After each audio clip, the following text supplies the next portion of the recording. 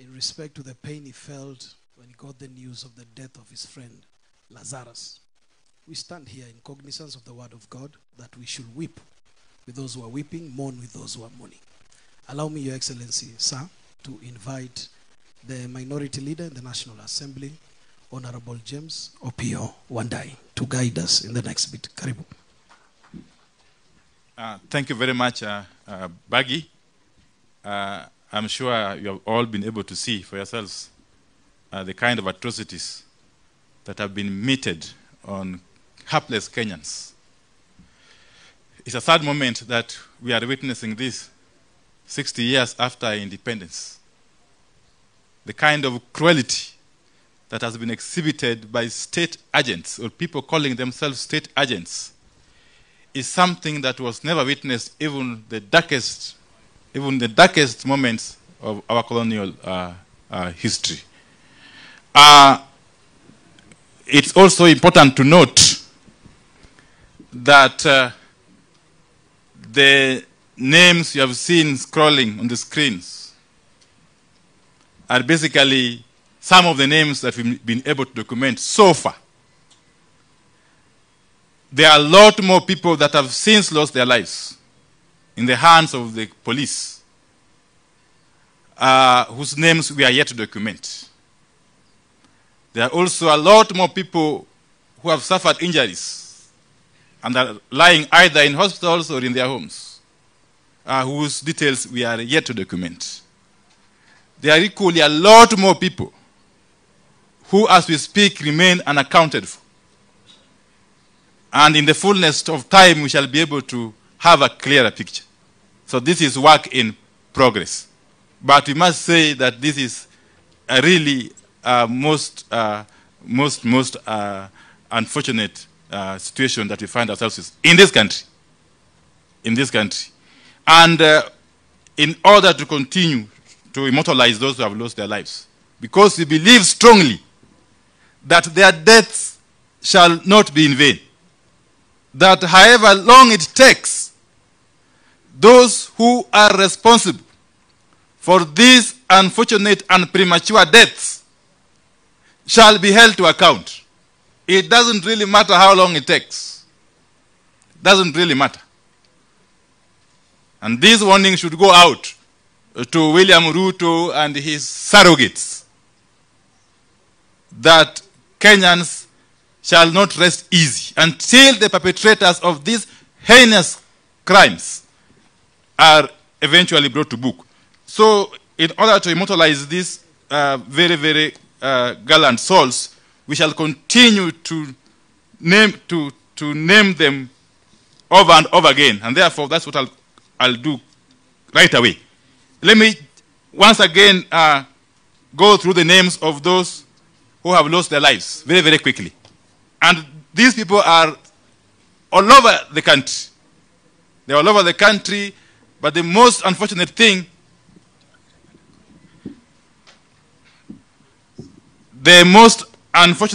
is that all these deaths have been caused by police weapons. All these deaths, without exception.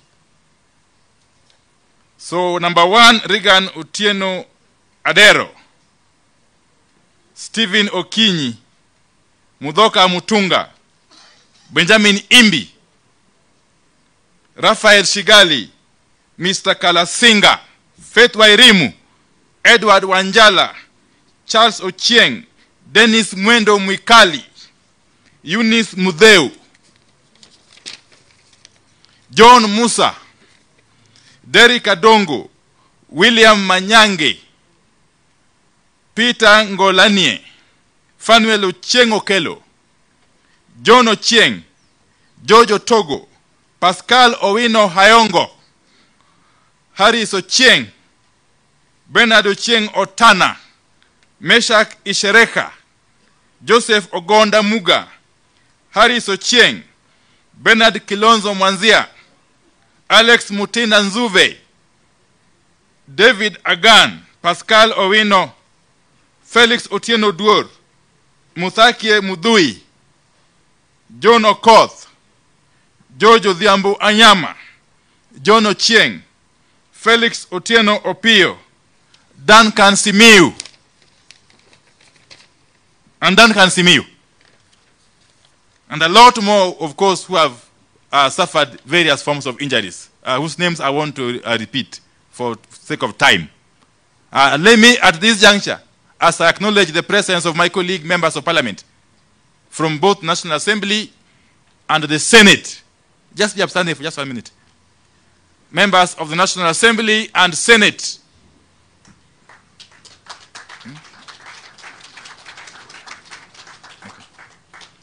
Thank you very much. Thank you very much, colleagues. I will be asking on your behalf the Honorable Mishi Mboku, the Honorable Commissioner Mishi Mboku, to come forward and make some very, very few remarks before we can proceed. But as she comes forward, let me acknowledge the gallant patriots who endured police arrests and were held, some of them were held in Communicado. Some of them are amongst us here, like Honorable Oluoch. Where are you? Honorable Oluoch of Madare. We recognize the Honorable Babu Owino of Embakasi East. The Honorable Ken Chonga of Kilifi South.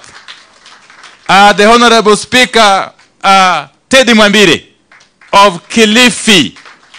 Our members of County Assembly, the leader of majority of the Nairobi County Assembly, Mheshimiwa Emwatok, the Speaker of the County Assembly of Makwiny, is yet to be here, yeah. Is yet to be released. Okay, and various other members of the county assemblies. Thank you very much. May God bless who? Yeah, of course.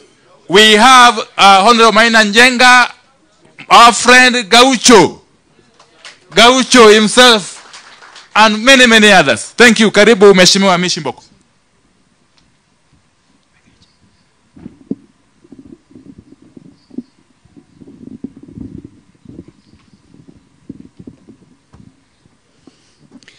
Wazalendo wenzangu wa Kenya, tukiongozwa hapa na kinara wetu Mheshimiwa Raila pamoja na vinara wengine wakiwa kina Kalonzo, kina Kioni, kina Wairia na waona hapa, na wale wengine wote ambao wako pamoja na baba.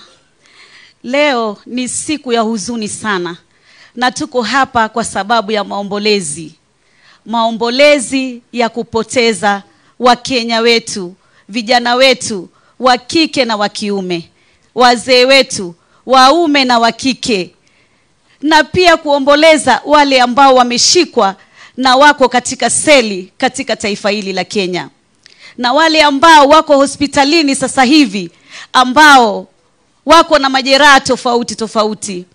Kwa hakika ni wingu la simanzi ya masikitiko kama taifa la Kenya. Na tunajiuliza maswali mengi sisi kama taifa la Kenya. Tulipigana na mbeberu, na tulipopigana na mbeberu tulitaka haki zetu kama Wakenya. Tulitaka haki zetu za kimsingi ziweze kuheshimika. Tulitaka hadhi zetu kama Wakenya ziweze kuheshimika. Na baada ya kumtoa mbeberu, tuliweza pia kupigana kama Wakenya kuweza kuleta katiba, tuwe na sheria ya kuweza kuangalia haki za Wakenya. Tukaweka katiba ambayo katika sura yake moja imezungumzia maadili ya kitaifa. Na katika maadili ya kitaifa ni kumheshimu Mkenya na kumfanya Mkenya aishi maisha ya kuheshimika. Katika maadili ya kitaifa ni umoja wetu kama Wakenya. Katika maadili yetu ya kitaifa ni kumwangalia Mkenya ya kwamba ameishi maisha ambayo ni ya kuheshimika. Katika sura nyingine nimezungumzia maadili haswa ya haki za kimsingi za Wakenya. Tumeshangaa sana kuona ya kwamba taifa hili linaongozwa na uongozi ambao haufuati katiba, uongozi ambao hauangalii maadili ya Wakenya, maadili ya kwamba Mkenya lazima awe na haki ya kuishi. Hakuna ruhusa ya kumuua mtu yoyote ama Mkenya yoyote. Leo nasikitika kuona vijana wetu, vijana zaidi ya 50 wakipigwa marisasi, wakiuawa, wamekuwa tortured. Ajabu ni kwamba wanaowapiga marisasi ni Wakenya wenzao.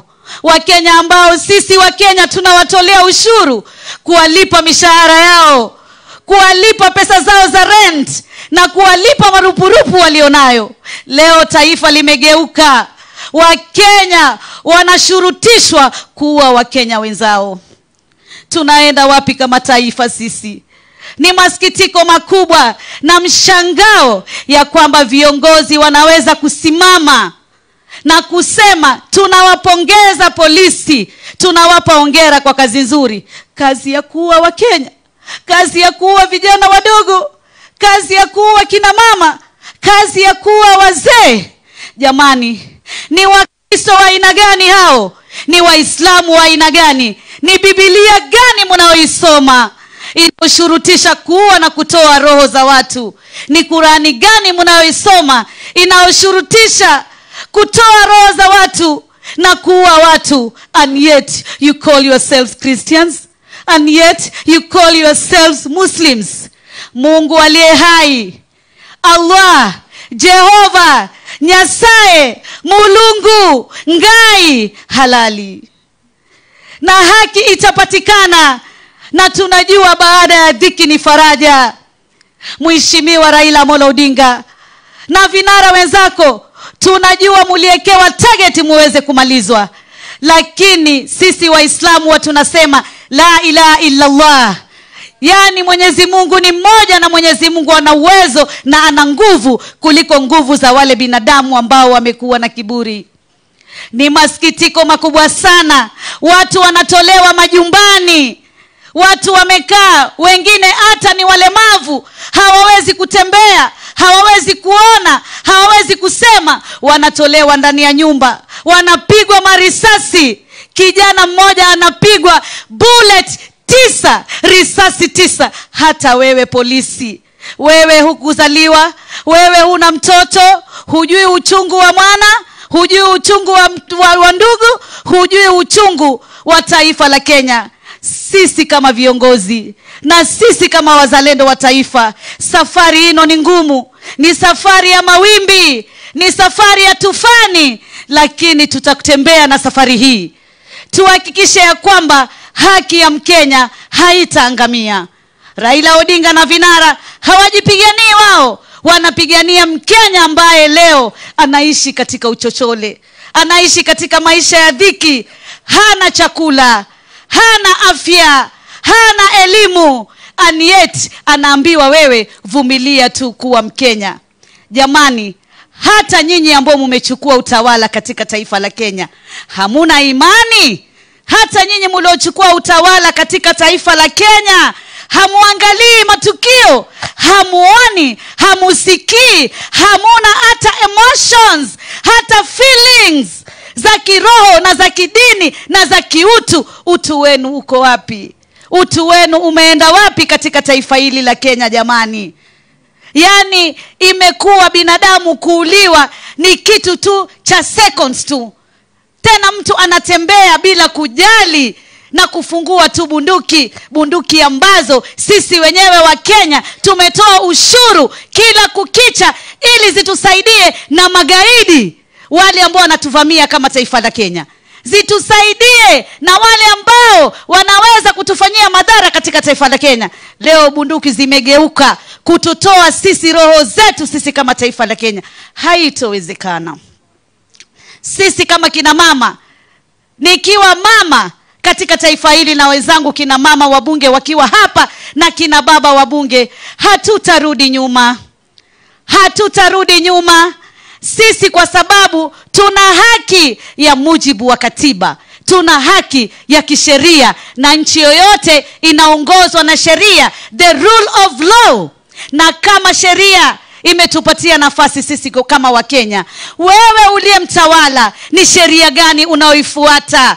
Ni utawala gani unaofanya ambao utawala huu ni wa kuumiza wa Kenya? Leo wa Kenya wote ukiwamaliza kuwaua, utamuongoza nani? Ama utajiongoza wewe na mkeo na watoto wako? lakini malipo ni duniani. Ikiwa damu ya mtoto wa mwenzako ilitoka, kama haitatoka yako, itatoka ya kizazi chako. Malipo ni hapa hapa duniani. Kesho Mwenyezi Mungu hufanya hisabu tu, lakini malipo ni hapa hapa. What goes around comes around. Kila anayechimba kisima kumchimbia mwenziwe, basi atakuwa amejichimbia yeye na ataingia yeye. Kwa hivyo ndugu zangu wa Kenya wenzangu, naomba tushirikiane, tuwachangie hawa ndugu zetu ambao wamepatikana na majanga ya vifo, ambao wamepatikana na majeraha, ambao wako kule makotini na wengine wako kule maseli, wanateseka, wananyanyaswa. Jamani, kwani Wakenya tulikuwa tumefungua macho ama ni nini? Ama ya wale aliyetufanyia maovu Bwana Chebukati, ukatupa utawala uno usiokuwa na imani, usiokuwa na dini. Mtawala akikosa dini, akikosa imani, akikosa utu, ni haya ndio tutakuwa tunayaona sisi, lakini hatutarudi nyuma. Baba, tunashukuru vinara wenzako wote, akiwemo mama yetu Martha ambaye hayuko hapa leo. Tunashukuru kila Mkenya ambaye atasimama katika vita hivi. Tunajua hata katika Biblia, katika Kurani, tunajua mitume walisimama katika vita vikubwa. Hata Jesus Christ ambaye tunamuita Nabii Isa alisimamia vita vikubwa sana. Hata Moses alipigana vita vikubwa sana, na tunajua vita vyote vilivyopigana mwisho waliweza kufanikiwa na kupita. Haikuwa Firauni, alijiita Mwenyezi Mungu na hatima ya Mungu ilifika. Basi wewe mtawala wa sasa hujafikia kuwa Firauni, hata yako itafika inshallah. Wabillahi taufik. Thank you very much. Thank you very much, Mheshimiwa Mishi Mboko. Let me also acknowledge the presence of the honorable members of county assemblies, starting with the County Assembly of Nairobi, the County Assembly of Machakos.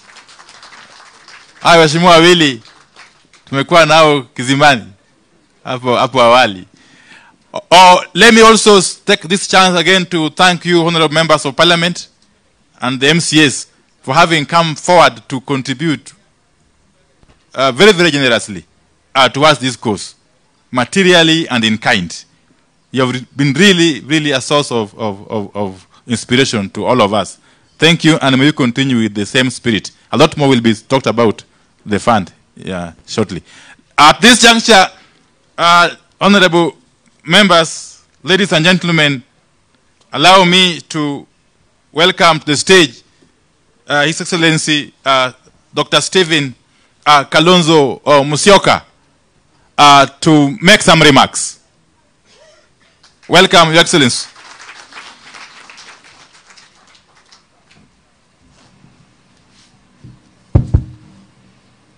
Thank you so much, Ndugu Pio Ondai. Brother Raila, Brother Eugene, Mwami Wycliffe Oparanya, Governor Iria, Jeremiah Kioni, and our members of parliament, and leaders from all of our country. Ladies and gentlemen, fellow mourners, I've been asked to read this statement on behalf of all of us as Azimio la Umoja One Kenya.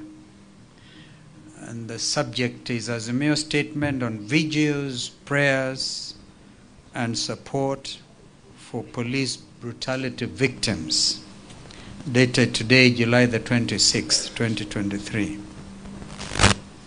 This afternoon, we took time to visit the victims of police brutality who are receiving treatment in various hospitals in Nairobi. More specifically, we went to Mama Lucy Hospital and to Kenyatta National Hospital. We have also been able to visit the city mortuary. We visited the other day Shalom Hospital, the Sister Mother and Jeremiah Kioni, I think, and Mwangi. We even went all the way to Machakos Level 5 Hospital. This visit was also part of our effort to get as complete a picture as possible of the pain inflicted on protesters and demonstrators, innocent Kenyans, by the police. A similar exercise has gone on in different places across our country. We wish to extend our very deep and sincere sympathies to families of the loved ones that we have lost and those who have been injured. From this afternoon's visit and reports from across the country, it is clear Kenyans have gone through horror and terror these past days. People whose only crime was to protest against policies that they feel worked against them have been shot, clobbered to a pulp, or maimed.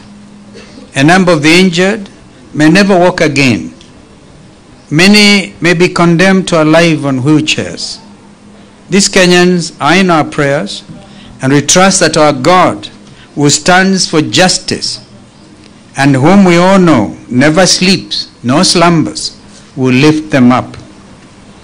Unfortunately, Interior Cabinet Secretary Professor Kithure Kindiki, whom I know very well, in fact I call him in local languages out there across the River Tana, Sentaka, whom I know well, I don't know what has gone to him, seems to love that brutality and takes pride in it. He had offered some more and heavier dose of brutality and gunfire today, despite our announcement that we would only be holding vigils in honor of the victims. We pray that the fair and just God will enable Professor Kindiki to live long enough to be able to witness justice being done to these victims of state-sponsored brutality. In the fullness of time, justice will have to be done. Justice is the only way to ensure peace and stability in our country. We know there can be no peace without justice. I refer to the book of Isaiah chapter 1 at verse 17, and I quote, "Learn to do good, seek justice, correct oppression, bring justice to the fatherless, and please the widow's cause." End of quote. Professor Kindiki must make no mistake. We will pursue justice locally and internationally for these injured and slain heroes. These people who have been shot in cold blood, in cold July, are heroes and patriots. All they were asking for is to get a fair, just, and caring nation where their complaints are taken seriously as an attempt to create a more perfect nation. At this moment, we thank all those Kenyans who have extended any kind of help to the families and victims. People need a lot of help because of the magnitude of injuries and deaths. We encourage more people to come out and help in whichever way little they can. We appeal to Kenyans of goodwill not to tire of doing good. We extend our deep appreciation to our medical personnel, all caregivers, and first responders like the Kenya Red Cross for going all out to ensure the injured got treatment and the dead got preserved with dignity. We know it was a wish of Interior CS that the injured don't get help and the dead don't get acknowledged by hospitals and government agencies. That order remains in place as we speak, which is why getting an accurate and complete figure of the dead is difficult. But we will get there. We are working meticulously, day and night, and I thank you, Pio and I and your team, even for the presentation. The world now knows what has actually happened in our country in the last few days, and I think we want to thank Opio and that team. We also thank our members of parliament and county assembly members for their continued support for and solidarity with our people, particularly in rural areas. As we speak, there are many Kenyans who are some in police custody, and I know that some of our learned colleagues have gone out there. Dunstan Omari stands out because he stood with our teams and Degwa, Jiro. We want to thank you. And because some of you actually been doing it pro bono to get these young men out. Young council called Kala in Machakos got all the 43 out as of yesterday. So we really appreciate all this. And in fact, some of you are even paying, because these young men can hardly pay the bail cash, 10,000, 5,000, some cannot even afford. And you members of parliament and county assembly have been able to do this cause justice.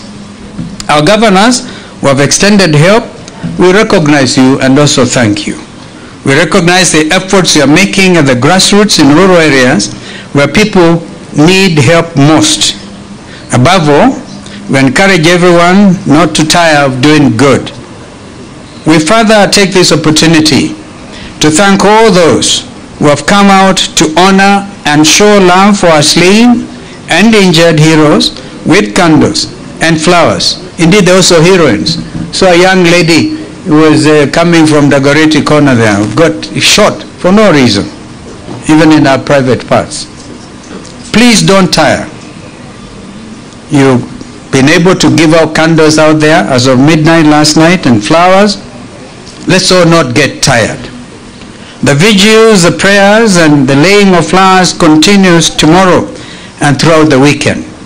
We appeal to all our houses of worship to dedicate prayers to these heroes and innocent souls and for our country. In fact, I remember some of them issuing that call to prayer, which could have been last weekend. But we say, please continue and mourn with us. Let's pray for God to soften the hearts of the pharaohs.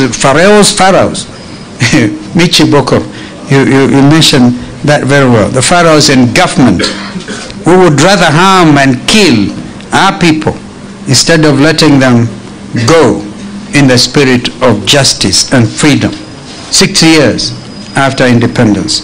As part of our love and honor for the slain and injured heroes of this struggle, we will hold interdenominational prayers on Friday, the 26th July 2023. That's a day after tomorrow, here in Nairobi, and this should also be replicated in the counties across the country. We will bless the souls of the injured and the dead. We will pray for the pharaohs in government to listen to the cries of our people about the high taxes and the rising cost of living. We will pray for our police to know that the people they brutalize, maim, and kill are indeed their brothers, their sisters, and fellow citizens. What became of the new title, National Police Service? It is now the opposite. It is a terrorizing force. We will continue praying for and pleading with the international community and all its institutions, especially those in the field of justice, democracy, and human rights, to stand with Kenyans against a regime gone rogue. During the prayers, we will call on the international community to call Kenya security agencies to order. Indeed, some of them have called them out, like the International Human Rights Commission in Geneva. Call them out. Injustice anywhere is injustice everywhere. The international community must never lose sight of this fact. And either we are going as Africa to accept that it is the turn of Africa to rise and therefore be serious about the conduct of democracy, or we accept that as the law of the jungle, literally the law of the jungle applies, and making nonsense of any pretense at democracy and democratic governance.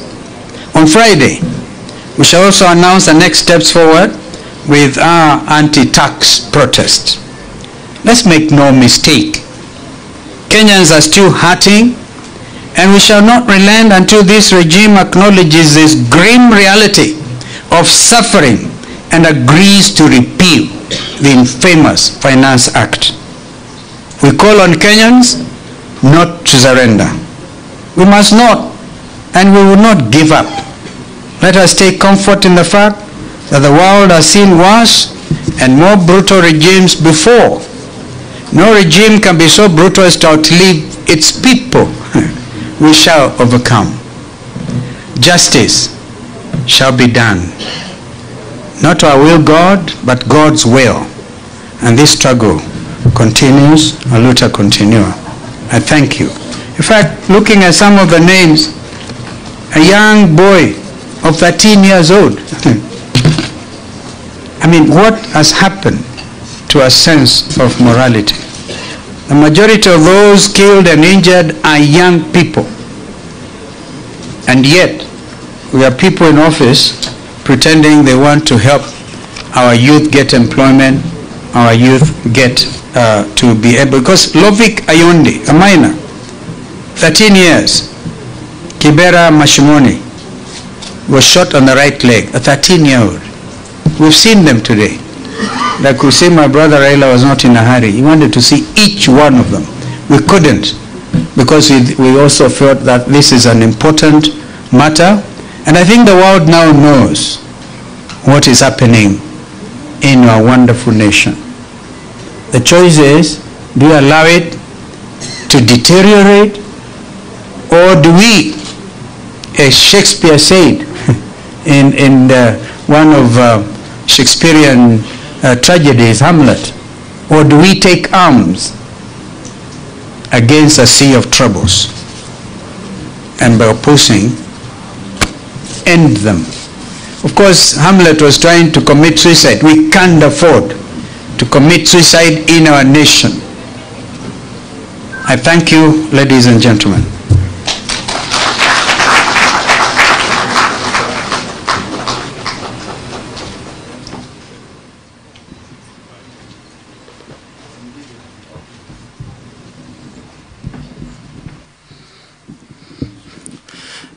Thank you, Your Excellency, for those remarks. As we unveil now officially the wall of the patriots who paid in one way or another, either with their lives or nursing injuries, allow me to invite DAP Party Leader, Honorable Eugene Wamalwa, to lead us in a popular song by Horatio Spafford and Philip Bliss, It Is Well, as the technical team lays on stage. Welcome.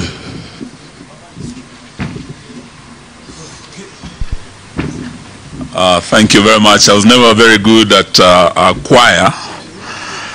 Maybe the parliamentary choir could have helped us with this, Bwana Kosin.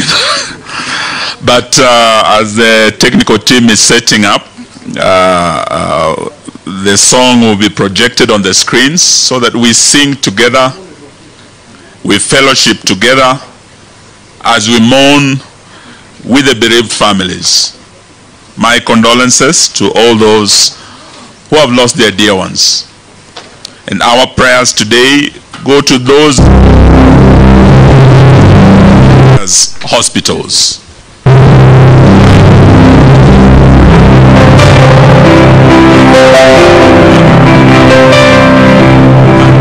There was a young man called Edward Wanjala. Edward Wanjala was 27 years old. He had gone looking for a job somewhere in Athi River. He was in Mlolongo on that fateful day. And they were fleeing from the police. And Edward, just like the other over 30 victims, was shot at the back of his head. The bullet entered at the back and it exited in the front, blowing his face. And many of the 30 victims were killed in a similar way. They were fleeing from the police. They were not posing any danger to the police.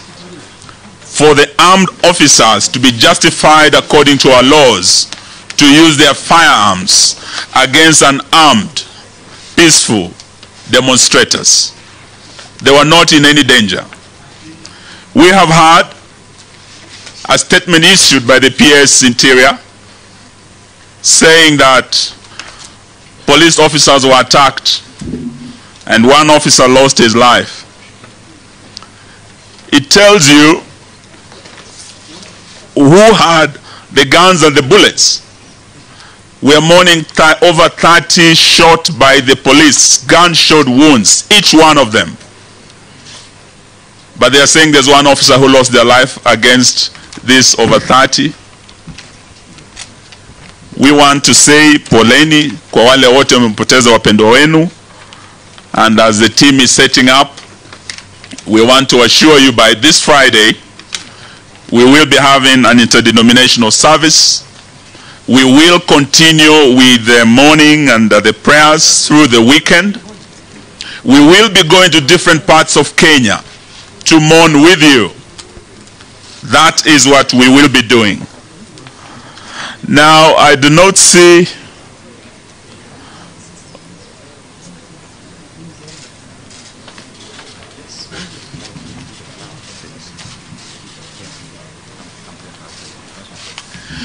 Thank you. So as they're setting up, we will start the laying of flowers, and we will be led in this session by our leader, the Right Honorable Raila ODINGA. He will be the first one on behalf of Azimio and all Kenyans to lay a flower in memory of our dear departed.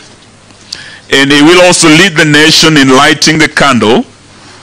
And we want to ask all Kenyans across our country to light up a candle today and to say a prayer for the dear departed. As our leader is doing this, we are happy that across the country I've seen in Kisii already people have started lighting candles. Please, in your own special way, as the Right Honorable Raila ODINGA is doing, do so in memory of our dear departed. And after our leader, we'll ask the Honorable Dr. Stephen Kalonzo Musyoka to come and also, thank you very much. Our leader lays the flowers in memory of the dear departed. His Excellency Dr. Stephen Kalonzo Musyoka will follow to do the same, to lay the flower and observe a minute of silence. And he'll thereafter also light a candle in memory of the dear departed.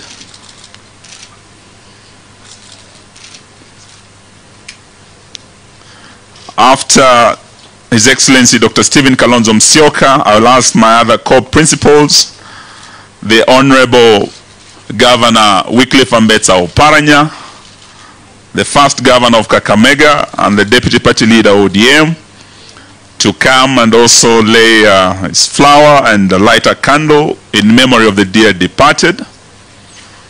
After Governor Oparanya, we'll have Governor Mwangi wa Iria, who will follow to honor our heroes and heroines whose lives were cut short by the brutal force of the police. The Honorable Wycliffe Ambetsa Oparanya has lit the candle in memory of our dear departed. Governor Wairia, the first governor of Murang'a County and the party leader of Usawa Party. My co-principal will now do the same.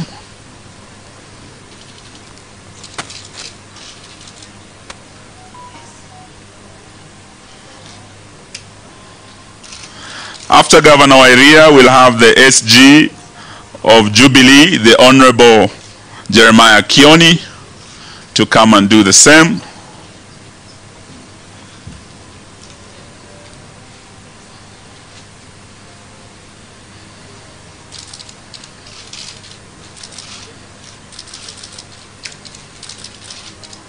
And I think on behalf of the parliamentarians, I'll ask the minority leader, the Honorable Opio Wandai, to come and do the same, and also the leader of the Senate.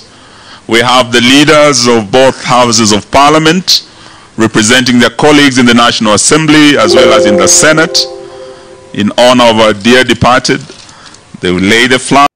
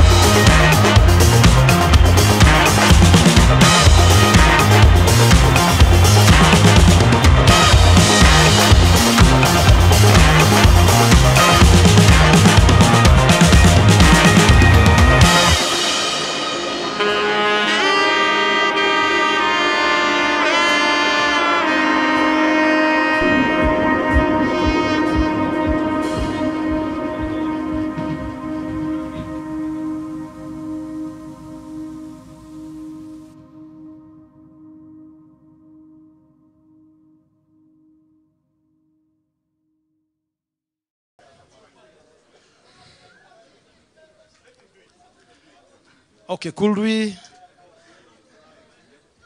kindly? Protocol team, just give the flowers quickly.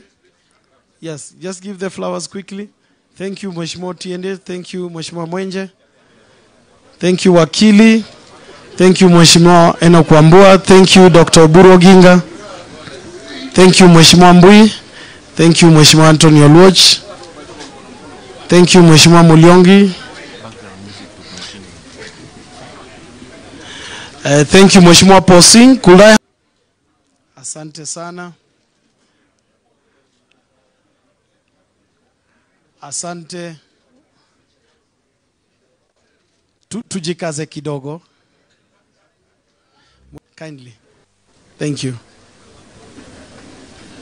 Your Excellencies, allow me to invite Honorable Stewart Masayo for a vote of thanks, after which he will request for the official minute of silence, and then I'll come back to wrap up. Welcome, Mheshimiwa.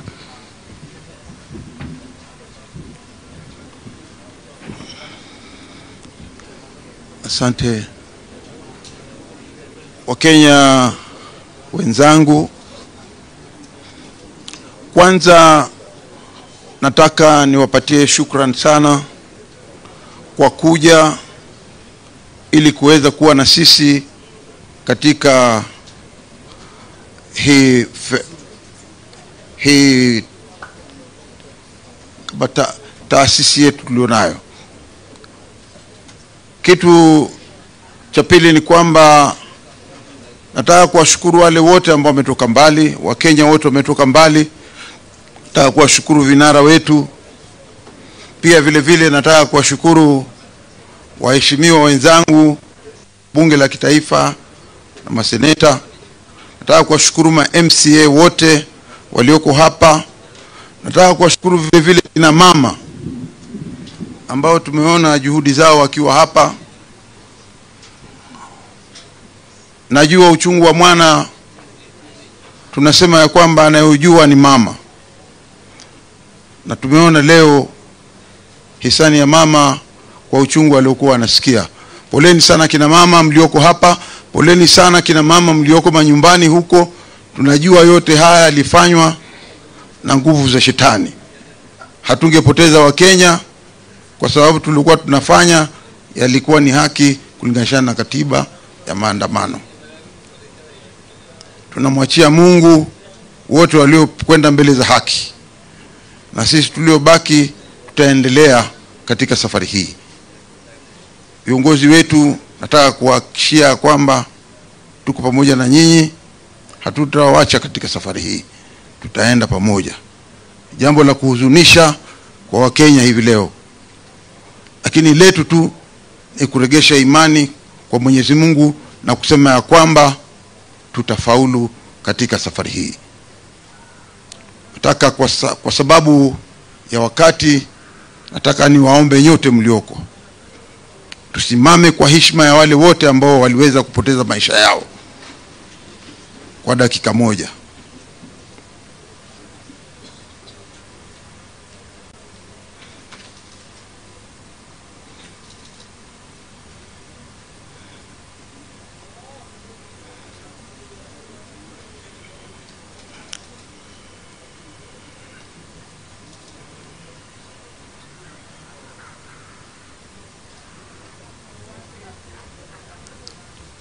Tunaweza kukaa. Asanteni sana, Mwenyezi Mungu atubariki. Asante Mheshimiwa. Chambilecho wahenga, kilicho na mwanzo hakikosi mwisho. Basi hapa tumefikia tamati ya hafla yetu ya siku ya leo. Niombe kwa heshima na taadhima zote tusimame wima kwa wimbo wa taifa utakaoashiria mwisho wa hafla yetu ya siku ya leo. Kofia zisizo rasmi zisalie kuvuliwa. Wimbo wa taifa.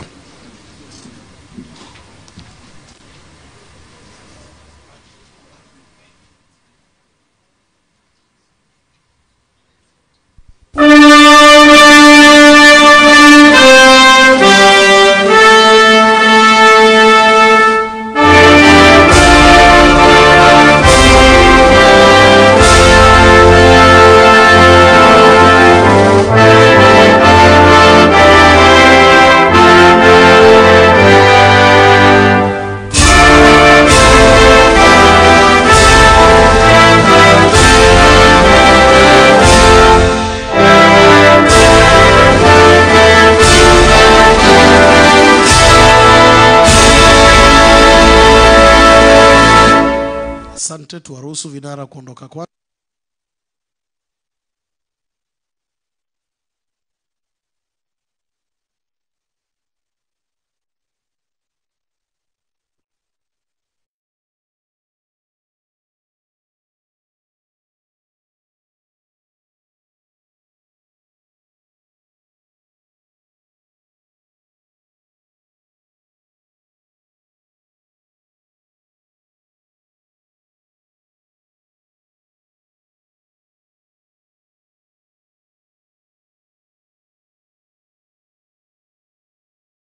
Wana kiburi.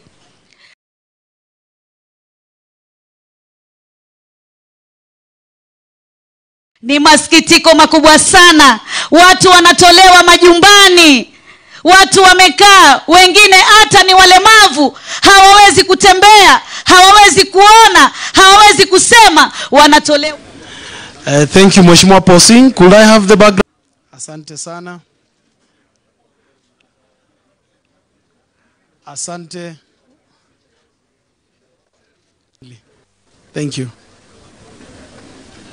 Your Excellencies, allow me to invite Honorable Stewart Masayo for a vote of thanks, after which he will request for the official minute of silence, and then I'll come back to wrap up. Welcome, Mheshimiwa.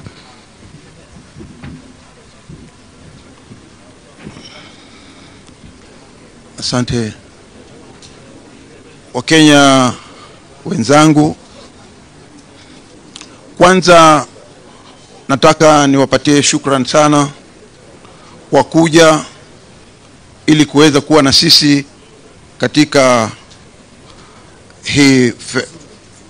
hii taasisi yetu tulionayo. Kitu cha pili ni kwamba nataka kuwashukuru wale wote ambao wametoka mbali, Wakenya wote wametoka mbali. Nataka kuwashukuru vinara wetu. Pia vile vile nataka kuwashukuru waheshimiwa wenzangu bunge la kitaifa na maseneta. Nataka kuwashukuru ma MCA wote walioko hapa. Nataka kuwashukuru vile vile kina mama ambao tumeona juhudi zao wakiwa hapa.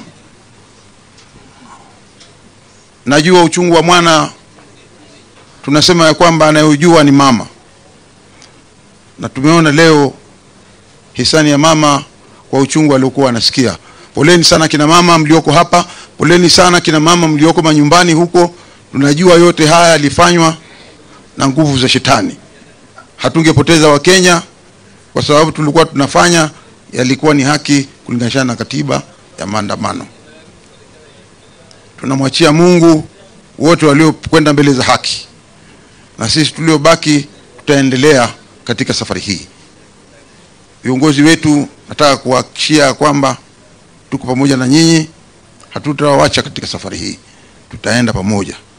Jambo la kuhuzunisha kwa Wakenya hivi leo, lakini letu tu ni kuregesha imani kwa Mwenyezi Mungu na kusema ya kwamba tutafaulu katika safari hii.